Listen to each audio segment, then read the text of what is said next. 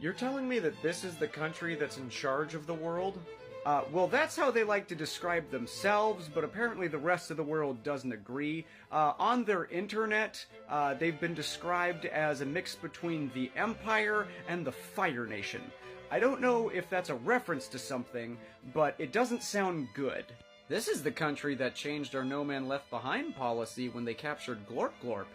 Dear Diary, the humans have stopped feeding me, so I have resorted to eating my own toenails.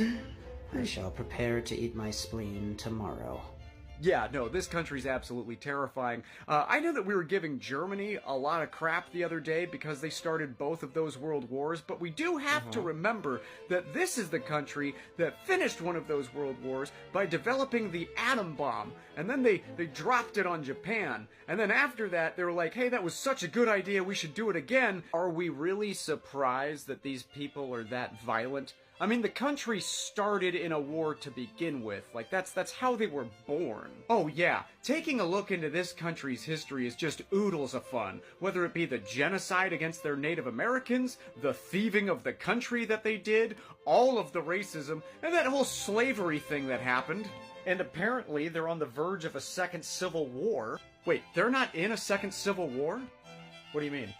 They all hate each other. They're just looking for any possible thing to argue with each other about. All of them are armed, and then they're unaliving each other at record-breaking numbers.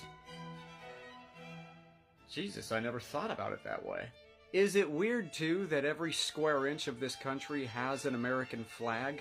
And why do they annoyingly do everything different? Yeah, I mean, like, the whole world has been on the metric system and they're doing fine with that, but then this country comes in and says, you know what, we'd like to make it difficult for people, we're gonna do our own thing. They keep on proclaiming themselves as the #1 country, and yet a staggeringly high amount of their populace can't even afford medical care.